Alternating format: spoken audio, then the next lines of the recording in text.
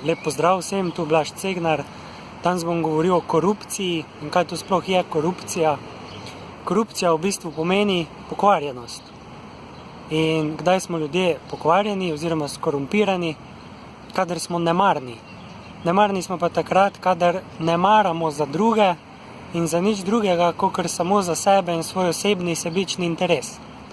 No in večina ljudi je skorumpiranih in taki so tudi naši voditelji, naši poslanci, večina ljudi, ki deluje na kakršnemkoli vodilnem položaju, zato ker so pač tja prišli ravno zaradi te svoje skorumpiranosti in nemarnosti in ker so pripravljeni žrtvovati vse okrog sebe samo zato, da dosežejo nek navidezno superiorn položaj v družbi, da lahko potem z manj dela pridejo do več denarja in do večjega vpliva in posledično spet do več denarja in to je začaran krog, ki ga igrajo vsi skorumpirani ljudje, zato da zapolnijo v sebi svojo praznino in pomanjkanje spoštovanja, ki ga imajo do samega sebe, do lastnega življenja in posledično do življenja vseh ostalih.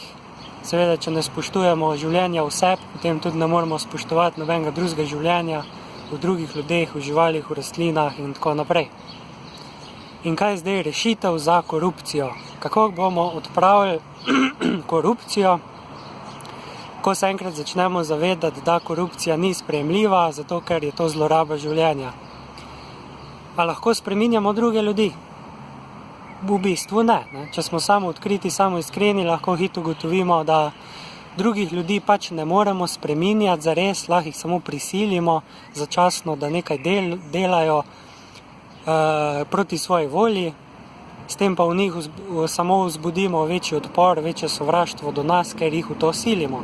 Zato je popolnoma nesmiselno in nemogoče, da bi učinkovito in na dolgi rok spreminjali druge ljudi. Zato lahko edino sami sebe spreminjamo in če hočemo odpraviti korupcijo v družbi, lahko to storimo edino tako, da najprej postanemo sami zgledni in neskorumpirani. Če pa hočemo postati neskorumpirani, moramo biti pa najprej samo odkriti in si znati priznati, kje smo mi v svojem lastnem delovanju in življenju skorumpirani.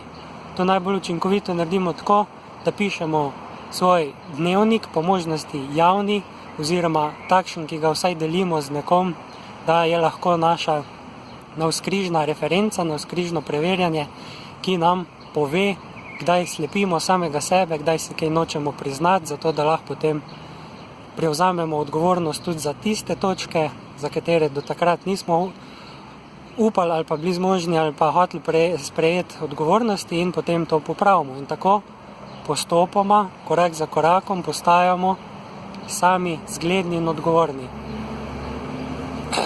In to, da delujemo neskorumpirano, pomeni tudi to, da delujemo transparentno.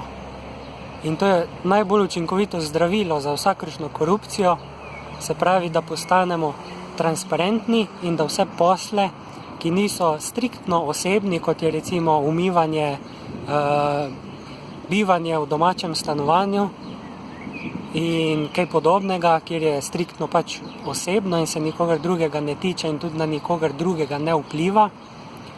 Spravi, za vsako tako javno delovanje, ki ni striktno osebno, v takem delovanju delujemo transparentno. To pomeni, da so naša dejanja sledljiva, da jih lahko vsak vidi, da ne skrivamo nobenih podatkov in svojega delovanja, da ne skrivamo svojih namer o tem, kaj hočemo doseči, kaj delamo, k čemur stremimo.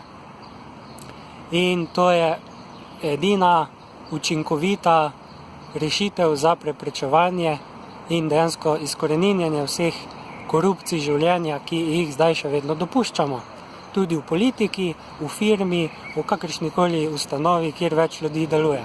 Tako da bistvenega pomena je, da se začnemo najprej z osebnim zgledom zavzemati za transparentno delovanje in da potem to uvedemo tudi naprimer v politično delovanje, v delovanje združenja, v katerem delujemo za to, da dejansko preprečimo in izkoreninimo vsakršno korupcijo življenja in vsakršno zlorabo življenja, ki jo do zdaj še dopuščamo.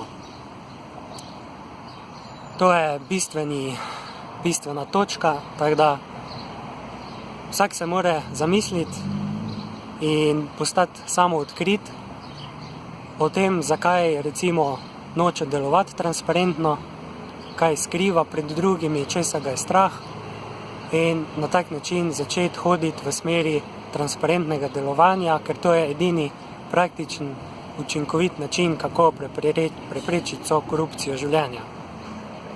In na tak način bomo lahko zelo učinkovito in hitro zagotovili vsem dostojno življenje, ker če recimo v politiki začnemo delovati transparentno in smo zgledni in se kot taki postavimo ob bok obstoječim politikom in ljudem, ki skrivajo stvari, ki niso transparentni, ki delujejo sebično, potem bo ta razlika med nami in temi drugimi ogromna in ljudje bojo enostavno videli, da lahko nam veliko bolj zaupajo kot vsem ostalim, ki niso transparentni. To je to. Hvala enkrat.